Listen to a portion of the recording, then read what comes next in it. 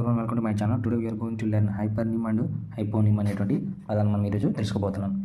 చూడండి, హైపర్నిమ్ మరియు హైపోనిమ్ అనగా వీటిని తల్లి పిల్లల యొక్క బంధంగా మనం వర్ణించవచ్చు.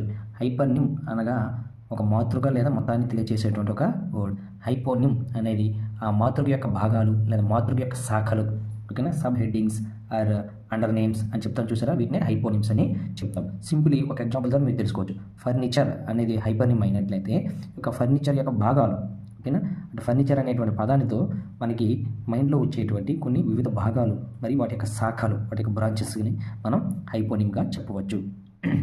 ఫర్నిచర్ అనేది హైపర్నిమ్ అయినట్లయితే ఒక హెడ్ వర్డ్ అంటే ఒక మాతృక పదం. వాటి యొక్క భాగాలు ఏంటి? చైర్ అవుద్ది, table, sofa, stool, divan. These are the hypernyms of furniture. Like ఇప్పుడు బర్డ్ అనే పదం ఉంది అనుకోండి, బర్డ్ అనేది హైపర్నిమ్ అయినట్లయితే సో బర్డ్స్ ఏంటంటే డిఫరెంట్ బర్డ్స్ ఏంటంటే dove, parrot, sparrow, cow, crow, eagle, seagull ఇవన్నీ అంటాం చూసారా, అవన్నీ కూడా హైపర్నిమ్స్ అవుతాయి. బర్డ్ అనేది హైపర్నిమ్ అయినట్లయితే బర్డ్ యొక్క హైపర్నిమ్స్ ఏంటి? Dove, parrot, sparrow, crow, eagle ఇలా చెప్పన్నమాట. Those are the hypernyms of bird.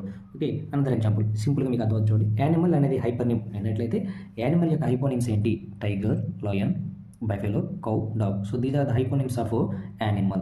Simply one question I want to ask you. It's a very easy question. Try to do answer. You have to keep your answer in the comment box. What is a hypernym of red? Red అనే పదానికి హైపర్నిమ్ ఏమిటి? కింద ఇచ్చినటువంటి ఆప్షన్స్లో red అనే పదానికి హైపర్నిమ్ ఏమిటి? బ్లాంకెటా, బ్లూనా, రోజా, కలరా? డీనా?